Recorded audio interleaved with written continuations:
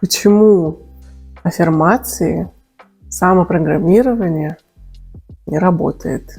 Давайте разбираться. Что такое аффирмация или самопрограммирование, так называемое, что рекомендуют на просторах интернета уже довольно длительное время, мне кажется, лет 10 можно взять, я не ошибусь. Уже эта тема гуляет, и она как-то не теряет своей актуальности, может, еще какие-то названия есть. Если разобраться, что это конкретно значит, это когда мы берем какое-то позитивное обычно, или жизнеутверждающее, можно сказать, достойное такое утверждение, какое-то предложение, и мы его пытаемся себе вдолбить в голову путем множественных повторений. Кто-то рекомендует читать по утрам, кто-то рекомендует прямо переписывать в тетрадочку каждый день, с утра и днем, и вечером, например. Я, конечно, тоже пробовала такой метод, но недолго. Меня это скорее загоняет обратно куда-то в депрессию такую, не в диагноз депрессию, а в такое состояние неприятное, чем поднимает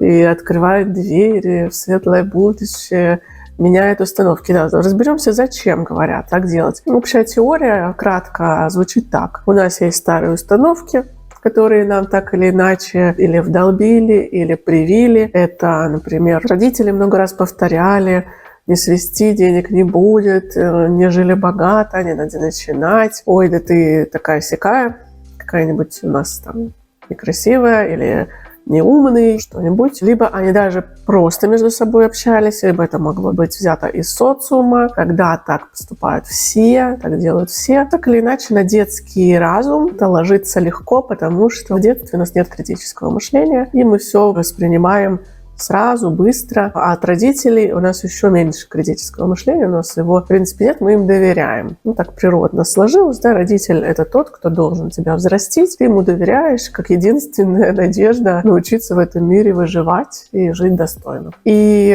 эти установки негативные, они у нас в памяти хранятся, и как такие препятствия, опять у меня вспоминаются компьютерные игры, то есть как такие стены, в которые мы упираемся, а дальше зависаем, не можем пройти. Казалось бы, все для этого есть, чтобы пройти, но не получается. Какой-то финансовый потолок или отношение к себе плохое, оно так и остается плохим, оно как-то не меняется. Даже если человек добился успеха, даже если женщина, например, вышла замуж, даже если она живет в любви, у нее финансовое благополучие, даже если профессионально состоялась, она все равно может ощущать свои комплексы точно так же, как она их ощущала в детстве, в подростковом периоде. И это все эти установки, они настолько въедливые, насколько даже невозможно себе представить. И мы берем это самое самопрограммирование, которое призвано как код программирования, почему так называется, да, переписать всю эту прошлую ленту. Представляем себе списочек. Можно себе его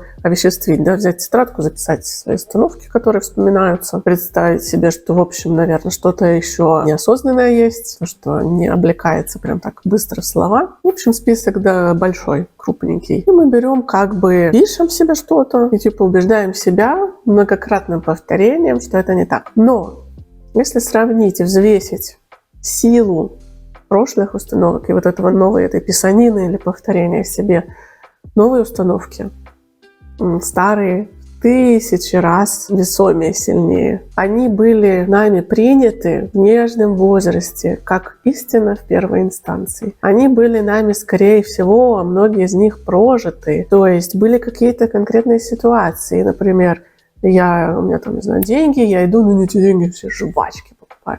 И мне родители по рукам, по губам: ты что, деньги транжиришь? Вообще так нельзя поступать. И все, это блок. Это блок денежный. Один из. Еще сколько таких ситуаций именно могло быть. То есть работают на нас не просто слова.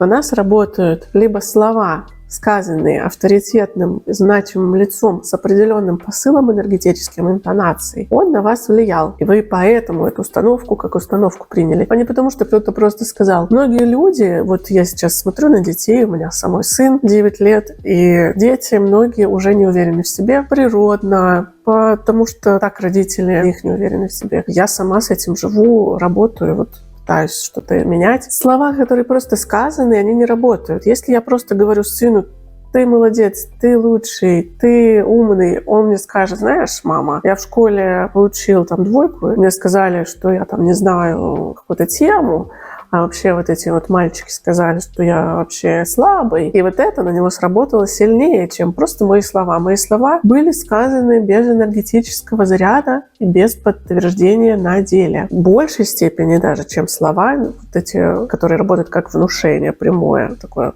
пробивают мозг и туда сразу идут как стрела. Больше работают ситуации, когда это подтверждено. То есть мне сказали, например, что я дурак, я пошел, если заглядывать глубже, я принял себе, я притянул эту себе ситуацию. Да, дети делают то же самое, как мы все. Мы как зеркалим свой внутренний мир. Притягиваю себе ситуацию, проигрываю в ней, например. И вот тогда это становится убеждением. Если таких ситуаций было много, если слов энергетическим зарядом авторитетного лица было много, соответственно, это убеждение легло наиболее сильно. Вот прям вот так вот сильно. Вот представьте, да, кулак, вот мы его сжимаем, и вот он туда внутрь залез, как клещ, как вот такая субстанция, да. И мы пишем слова, страдочку, самопрограммирование, аффирмации. Все хорошо, все здорово. Я достойна лучшей жизни.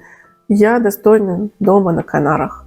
Я вообще молодец. Это не работает, потому что это пшик. Это ерунда, это ничто по сравнению с тем весом, что у нас там в памяти записан. Перезаписать эту память можно только при помощи такой же силы новых ситуаций, которые перевернут каждое это убеждение заново. То есть, сидя дома с тетрадочкой, можно разве что наметить себе какие-то цели. Что я, в принципе, хочу по жизни. Да, я хочу быть уверенным в себе, я хочу счастья, любви, самореализации, интересной жизни. Наметить. Но дальше придется выходить на улицу, придется идти на коммуникацию с людьми, придется идти делать какие-то действия, которые потенциально как гипотеза. То есть придется ставить гипотезы, какие действия уберут определенный блок. То есть, если это денежный блок, это должно быть связано с действием, самореализацией, с достатком. Нужно пойти и позволить себе что-то конкретное, что позволено не было. Нужно пойти и сделать то,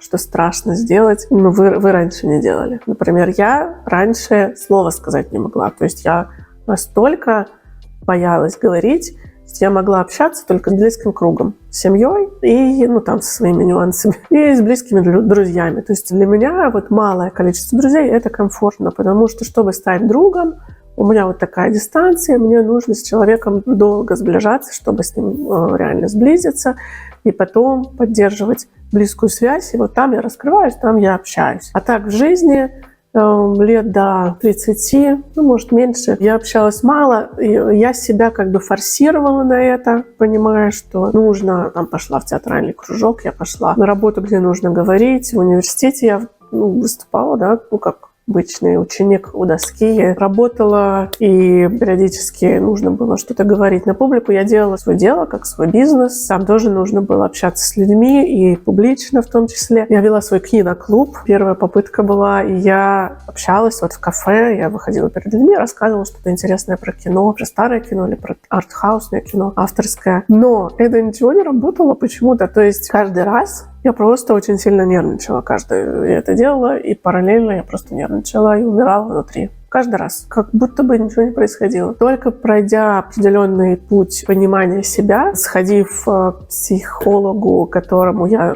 доверилась, потому что увидела очень много смысла в ее именно знаниях. Когда она мне рассказала вот в целом о моей жизни, где там были, что да как, да почему, причинно-следственную связь, и дав мне конкретное упражнение, это было упражнение очень простое.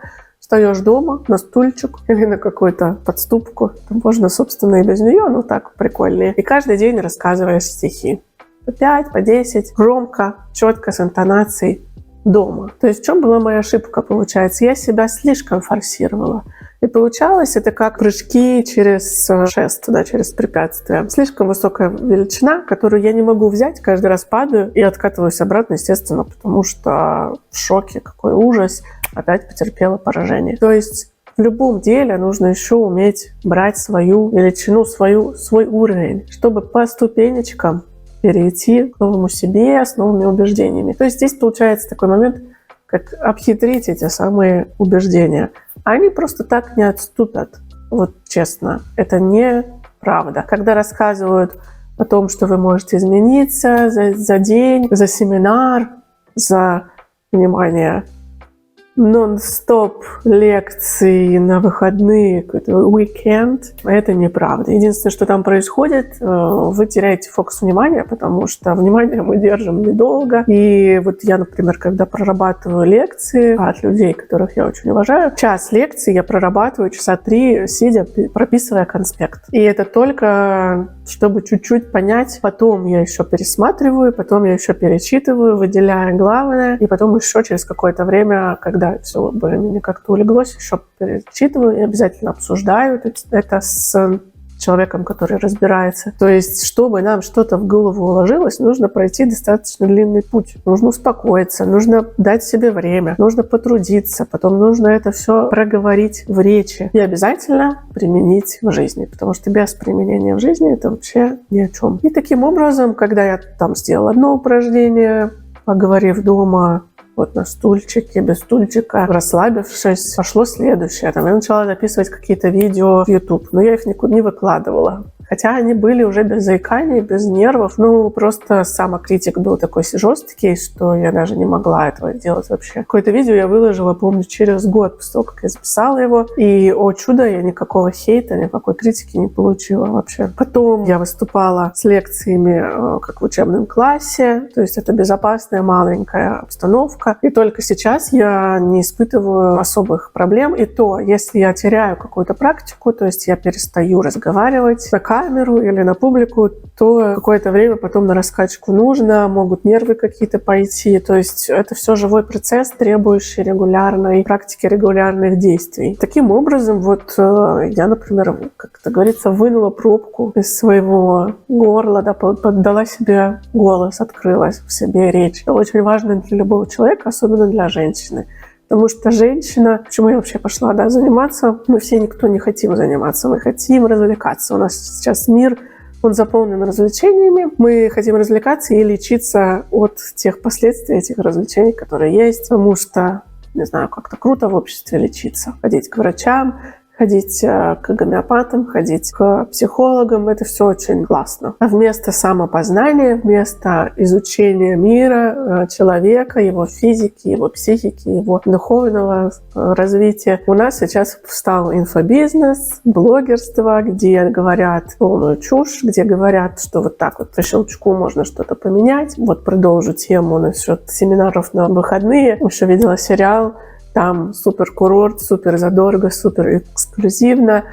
Неделя вы изменитесь. Вау, просто. Ну, посмотрите на себя за неделю. Вы сильно меняетесь за неделю. Даже если вы сели какую-то на какую-то диету несусветную или загрузили себя упражнениями, если вы читаете кучу книг или переехали в новый город, отправились в путешествие, не знаю, завели домашнее животное, не знаю, родили ребенка, у вас какое-то серьезное изменение, ну, относительно вашей жизни, вашего возраста, ваших стремлений за неделю, ну, все равно особых изменений нет. Вот я пришла к тому, что мне нужно учиться и меняться, когда как раз родился сын, и я поняла, что я не могу ему ничего объяснить. То есть очень многие вещи мне даются с трудом. Я не знаю, как ему объяснить. Я испытываю какой-то языковой барьер, как будто бы я на иностранном языке разговариваю. Мне нужно объяснить малышу, там, 2-летнему, одногодке, что можно, что нельзя, чтобы он как-то меньше травм получал, чтобы я меньше тревожилась и именно нормально ему объясняла. Но было сложно. Еще сложнее было взаимодействовать с странными людьми на улице. Они почему-то как на магнит на молодую маму идут. Они начинают учить жизни, они начинают рассказывать, что там что-то не так делаешь. И тут нужно и иметь свое мнение, да, как барьер, чтобы тебя это не трогало внутренне. И уметь ответить четко, правильно и один раз. И все. Потому что иначе это запускает огромный вот этот вот диалог внутренний, машем кулаками после драки, это высасывает все жизненные силы, а эти жизненные силы нужны на малыша и на себя, еще на мужа, если есть еще дети, еще на них. Представляете, сколько энергии должно быть вообще в женщине, в маме. Но это я относительно своего опыта говорю. Понятно, у мужчины тоже, особенно если на нем семья, да, это колоссальное количество энергии, которое нельзя тратить никуда, как, знаете, резервуар, как это банка с водой, вот нельзя вот эту воду на каких-то сторонних случайных прохожих просто выливать и потом оставаться на нулях, сидеть и думать: ой, у меня, наверное, депрессия, пойду таблетки попью. Кошмар. Причину следствия никто не понимает и гробит себя, идет по накатанной. Прослойка именно людей, которые обучаются, она минимальная, и она наполнена огромным количеством обмана несусветного. Если это не однодневные какие-то там двухдневные, недельные акции по выручке денег из народа под маркой, что вы быстро изменитесь, станете супербогатые, миллионеры, там, суперстройные, еще какие-то, то есть другая крайность — это бесконечные какие-то вещи, типа сектантства. То есть там идет запудривание мозгов, такое длительное, люди туда погружаются, как те лягушки, да? Знаете принцип лягушки? Лягушка, если ее сварить в воде, положить ее в холодную воду и сварить, она сварится. Если ее кинуть в кипяток, она оттуда выпрыгнет. И вот так же мы варимся в какой-то гадости. Это может быть какая-то религиозная подоплека, еще что-то. Главное тут то, что изменений-то нет в жизни. Это никакой пользы не несет. Часто это идет под такой маркой доброты, как бы. Скрытый мотив с вас получить деньги или ваши силы выкачать, ваше внимание и потом деньги. Все равно это как-то на деньгах обязательно завязано. Но такая доброта под видом: мы вас примем, у нас безопасно. Вот мы тут все обнимаемся и плачем. Это такие красные должны быть сигналы, что туда ходить нельзя. Потому что, не дай бог, это на вас реально повлияет. Потому что мы не знаем, насколько мы внушаемы, насколько вот этот вот гипноз, внушение на нас работает. Потому что это неизмеримая величина. Хорошо, если вовсе не работает, но она не работает на уверенных в себе людях, которые идут по этой жизни прямиком к своим целям. И, в общем, они туда никуда не попадают, потому что либо их уже какие-то наставники обучили всему, чему надо, либо они вышли из какой-то ужасной среды, и они в курсе всего самого жуткого в этом мире, и им оно больше ничего, кроме своих целей прекрасных, им не надо. И так засасывают, давят на разные болевые точки.